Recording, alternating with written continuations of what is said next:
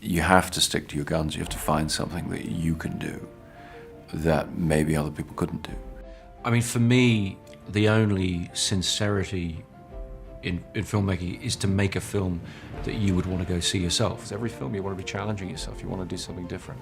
For me, cinematically, what the spy film always allowed was the idea of international travel, the idea of the glamour, being able to go places in the cinema that you'd never be able to go in real life.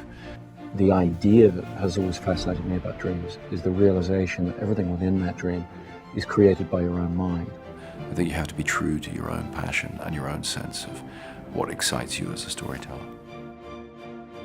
I think really the only useful advice I ever got in terms of, trying to figure out your way into the film business, the film industry, is to get yourself a script and hang on to it. It's that idea, that screenplay, that concept, whatever that's going to be, that's so important. And you have to stick to your guns. You have to find something that you can do that maybe other people couldn't do.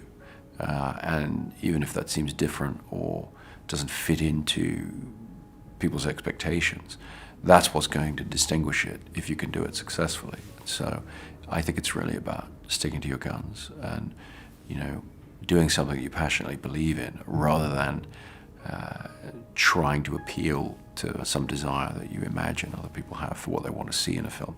I think you have to be true to your own passion and your own sense of what excites you as a storyteller. You have to play to your strengths. You have to do something that really excites you, and whatever's different about that.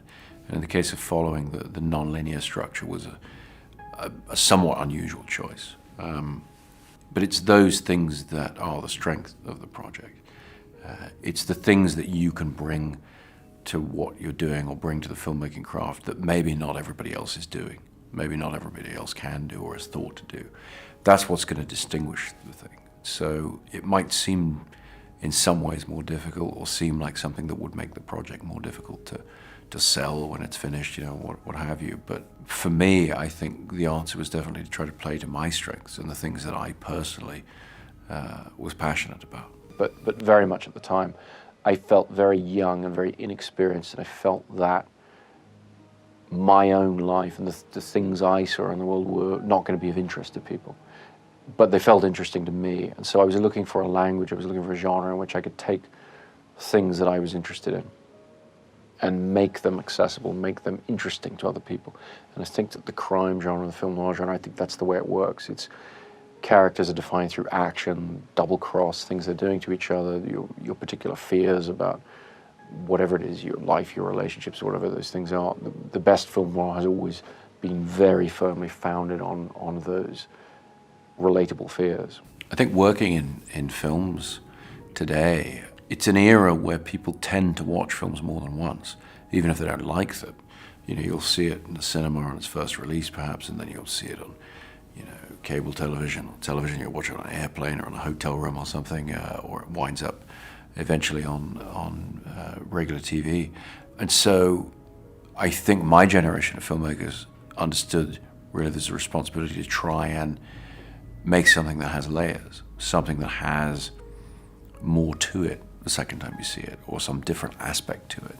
And I chose to take the path of incorporating that desire for a layered approach into the narrative itself, into the story, if you like. And so I've made films that have some ambiguity to them or some layering to them narratively, so that if you see them a second time, you're going to watch them in a slightly different way. That was my approach. There are other filmmakers who approach it from a purely visual point of view, where they would just create very dense visuals that would sustain multiple viewings because you'd sort of see more in the frame. And so the structure I settled on is one that it's based on a musical structure called the shepherd tone, which is a musical illusion whereby you can keep climbing up the scale. It's something I'd used in my scores, like the David Julian score for The Prestige was the first time we experimented with it. So you're continually going up the scale, but you never seem to go out of reach, if you like. And I wanted to try and apply that to screenwriting, to a narrative, and say, okay, with this story, can you braid together the three storylines in such a way that you create the idea of a continuing rise in intensity narratively? And sustaining that is the challenge of the structure and the way in which I approach different or complex structures, as I have in the past, and I do with this film, is you diagram it, you get a hold of it mathematically so you know exactly what it's meant to be doing. But then you sit down and you write the script from page one right through to the end of the film, the way the audience is going to be receiving that information. The hope is that in that way you're actually creating a cohesive and an organic rhythm and story movement built on a very constructed set of parameters, but not through cutting and pasting, not creating a fractured narrative so much as disparate story threads that braid together to make one coherent story. I'm a self-taught filmmaker. I never went to film school. I never studied filmmaking in any way. I started making films when I was a kid, when I was, I think, 7 years old, making films using my dad's Super 8 camera and little action figures, doing stop motion films, a little bit of animation and a certain amount of live action. And I just carried on making films as I grew up. And over the years they got bigger, hopefully better, but more elaborate. And there never really was a period in my life where I completely stopped doing that. So I was always moving up eventually from Super 8 to 16mm films. And then I think what Following represents is kind of the peak of what I was able to do on my own or just with friends, just using our own resources and borrowing equipment and sort of using the things around us to make a film. I mean, for me, the only sincerity in filmmaking is to make a film that you would want to go see yourself, and not treat the audience as anything separate from you.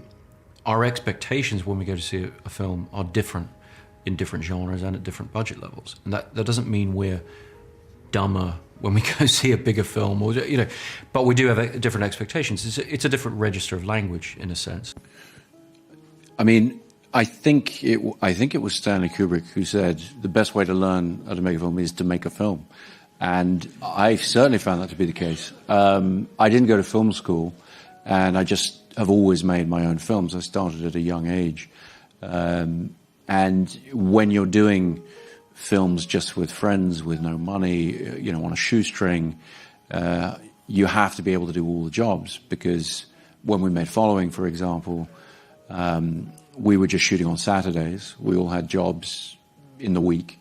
And so not everybody would turn up, and sometimes you'd be recording sound, and sometimes you'd be shooting the film. And, you really had to know a bit of everything, because you didn't quite know, who your crew was going to be on the day. And it's a wonderful way to learn everything. And the larger the films have become, I think the more I've been able to appreciate the learning that I did by doing.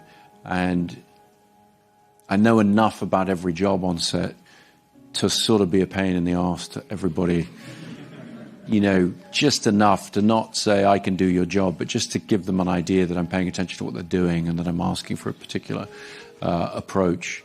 And it gives you confidence as a filmmaker. I recommend it to any young filmmaker starting out, is just try everything. Try recording sound, try shooting, try lighting, try a bit of everything, except maybe acting. But if you can get your head around all those different disciplines, you don't feel quite so at the mercy of your crew. And there's an interesting relationship as a director between yourself and the people who work for you on set, which is they're looking to you for leadership and guidance. And I think they also want to feel like you care about their job.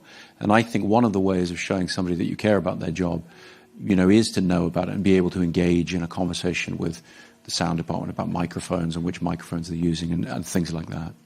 I've always found dreams to be a very inspiring part of my life. I think the idea that has always fascinated me about dreams is the realization that everything within that dream is created by your own mind as you experience it. And it's that peculiar relationship between the creative part of imagining a world, imagining someone talking to you, and then the realization that as you absorb that world, you're not aware of the fact that you've actually created it. So if you're talking to somebody in a dream, you're supplying both halves of that conversation, but you seem to be experiencing just from one half. And I think that what that says about the potential of the human mind is quite extraordinary. And Inception is intended to be a film that tries to explore the exciting possibilities of what that says about the human mind and the infinite potential of the human mind. It wasn't conscious on my part to have another script sort of ready to go by the time we went to film festivals with Following. While we were finishing up the cut on it and doing very long, slow technical finishing, which when you have no money takes forever because you're sort of waiting for the lab to have a, run the 16mm bath, whatever it is.